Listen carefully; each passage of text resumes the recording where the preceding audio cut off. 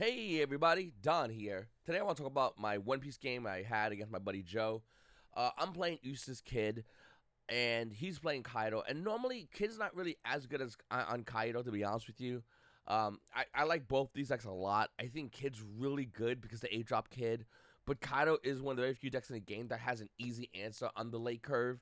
And normally, when you're playing Kid on the late curve, you want to have the answer. So it was a really weird match because the entire time I'm worried about a 10-drop Kaido touching down, hitting board.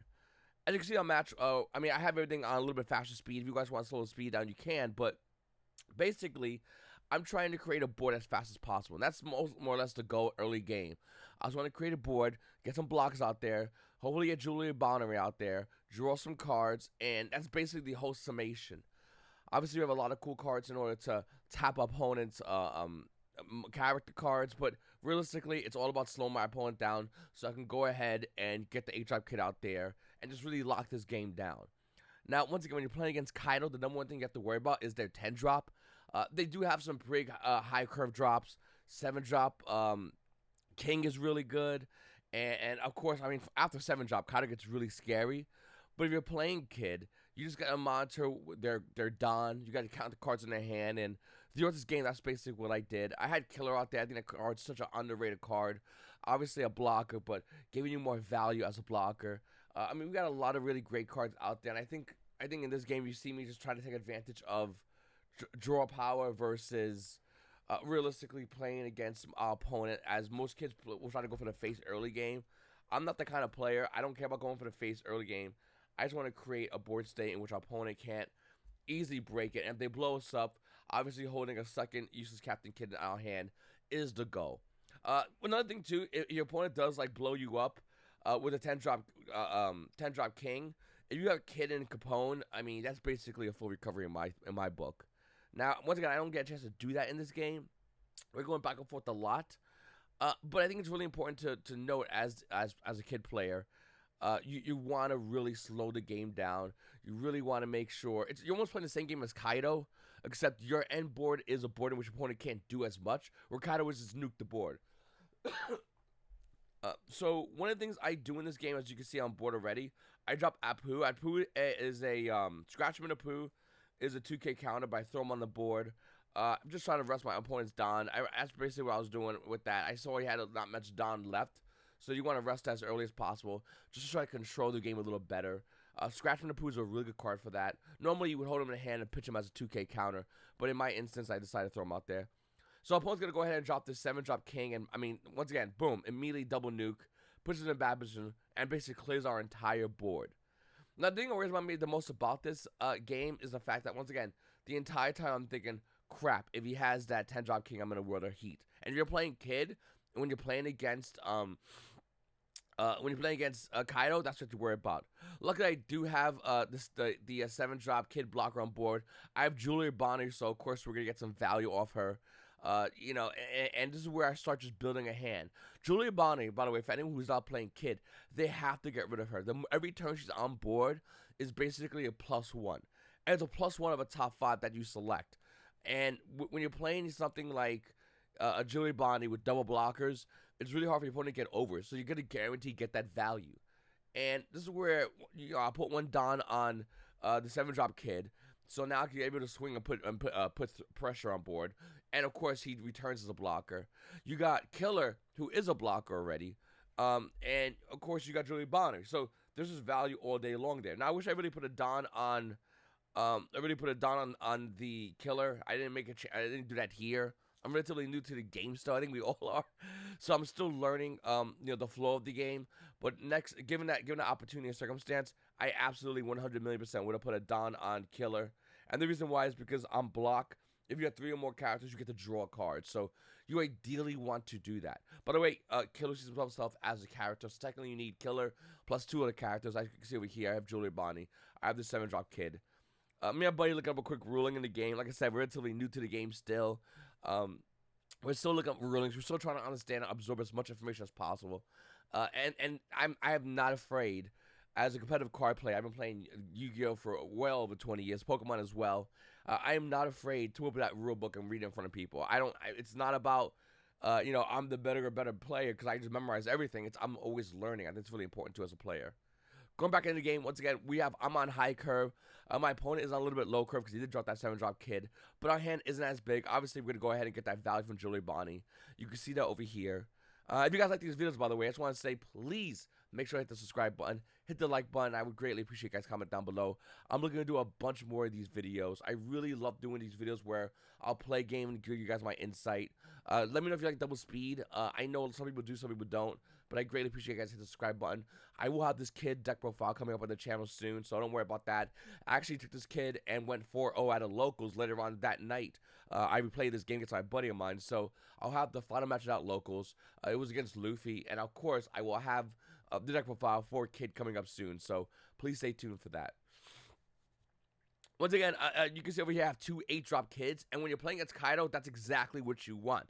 You need, and I'll give you a little spoiler. I run 4 of the 8-drop kid Eustass because Kaido is our worst matchup, and if we get the 10-drop Kaido, you're going to want to drop a kid. You ideally want to drop a component if you can.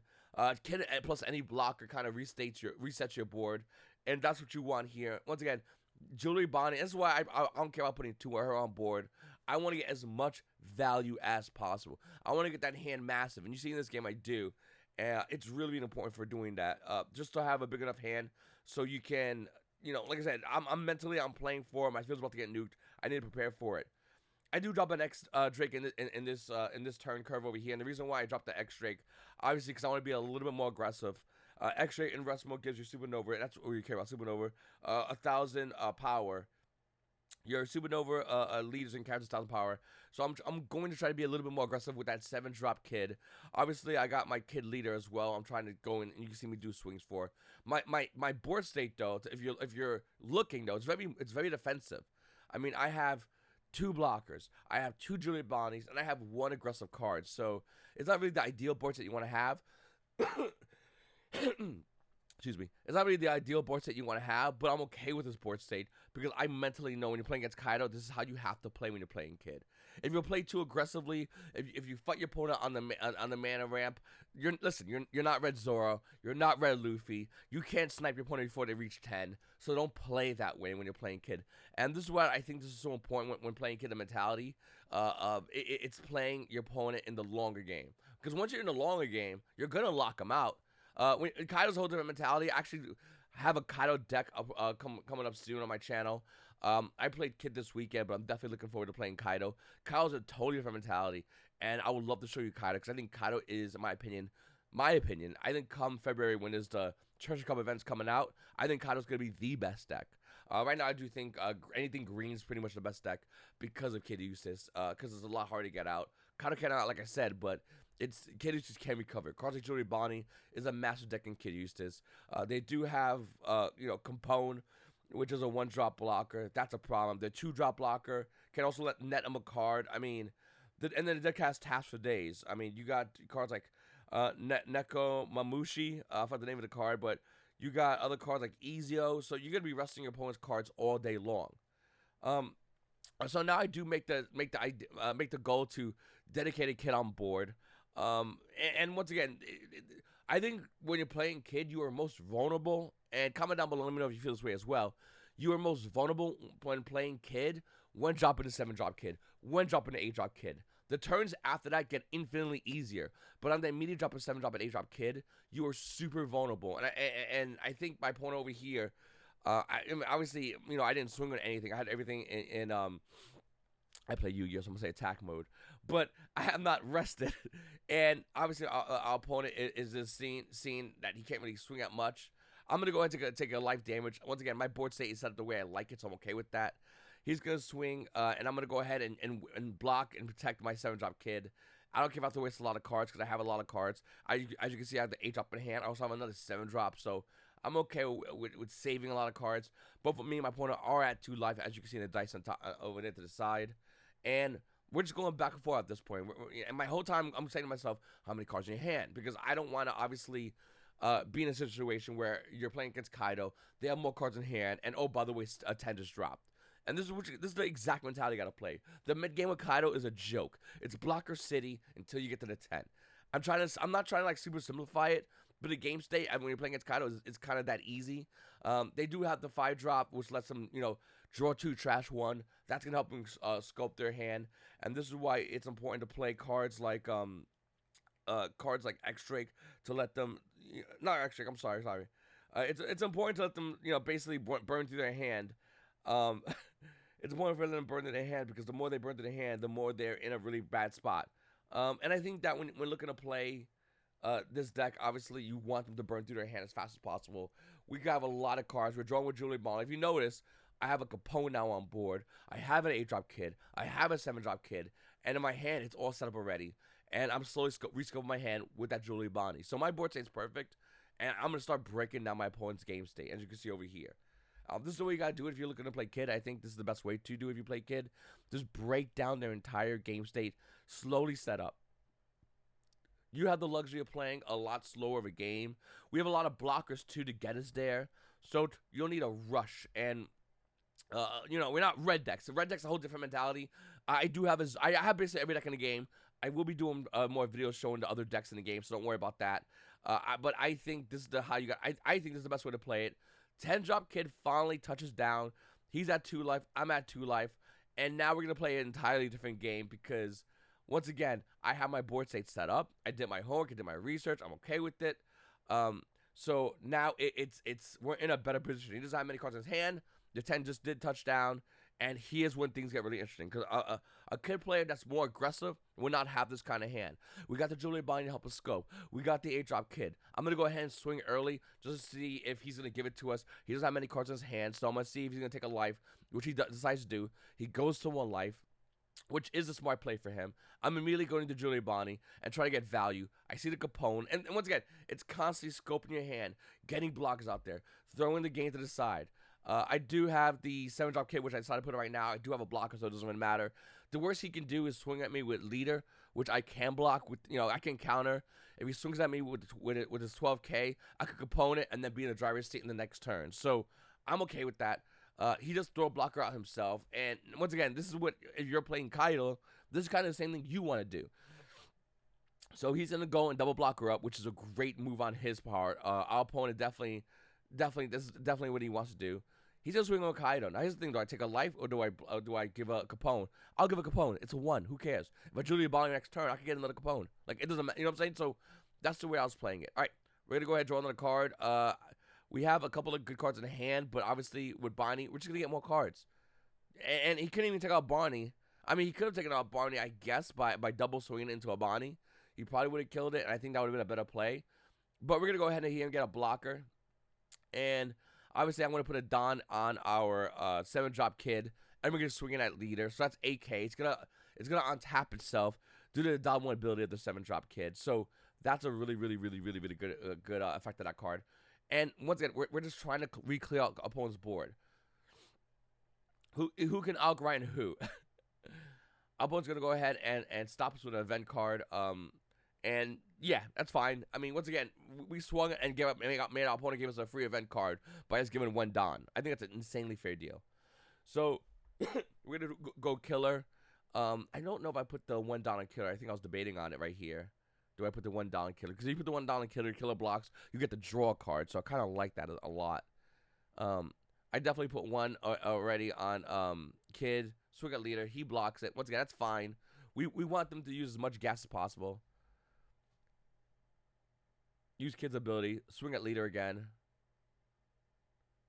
And he's just debating what to do. Once again, we're at 6K. Obviously, our opponent needs to... Alright, so he decides to counter in hand. And we're going to go ahead and pass here. Now, I notice our opponent has 1 life. And, yes, we can, in theory, swing and try to kill out his... By getting to do both blockers, though. We're going to do his 10-drop Kaido. We can't do that. My mentality is like, you know what? I don't even want to do that. All I want to do, the only thing I want to do is just go ahead and try to go for his face because he has basically 2 life when we win. We're at basically 3 life. We got 2 life cards plus obviously lethal. All right, so he's gonna go in with Kaido and immediately destroy our 7-drop kid Eustass, putting a second blocker on board. He's actually in an insanely good position. We have still a decent hand. Bonnie's going to help us get there again. And this is why Bonnie is so good. If you do not play Kid, Bonnie should be your enemy number one. Nami, I told nobody of mine. He said the Nami's really good. Sure, you do it once though. Like I put Bonnie on board, I'm getting value immediately. And my opponent doesn't respect Bonnie as a card, then whoop, sorry about that. We're just gonna get more value every single turn. Obviously, while having blockers as kid, it makes life infinitely more hard. I think I made a bit of a misplay, so I had to take that back. My opponent was telling me I made a misplay, but listen, we're still in a really good position. Obviously, we have a lot more cards. I think our opponent has 2 cards in the hand. I'm just going to count what we have here and try to get some swings in, try to use those blockers up. The black Mamba, I think, I can't say that, Maria, has a great Don ability, but I don't think he has any Don on. I know it's a Don neg 1, which we're kind of okay with. We keep on a low curve. We could keep dropping high curve cards, so I'm really fine with that. We're going to go ahead and go in with Kid, and he's going to take the life on Kid and drop up, I forget the name of that card. This is the one that when it hits board, he basically gets to take he gets to set a Don on board. Really good card, so. So he's gonna go ahead and look through all his stuff, and once again, it looks like he's in a pretty good position, but I'm in a position where I'm okay with taking any kind of damage. To be honest with you, we have extra life we could take at this instance. He doesn't have really that aggressive of a board.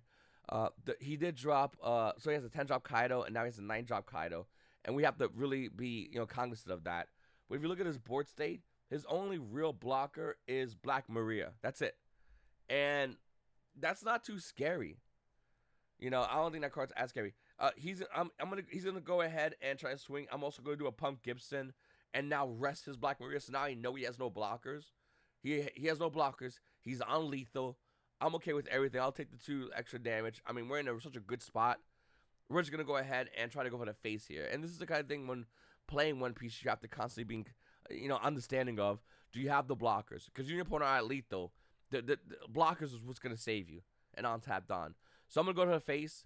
And he's going to go ahead and try to show. He's going to show me his event cards. Doesn't really do much. And that's basically the game. Hopefully you guys like the game. I know it's a little bit more confusing. Once again, this is my first live commentary. And yeah, I appreciate you guys watching. Make sure to subscribe. I'll see you around, everybody.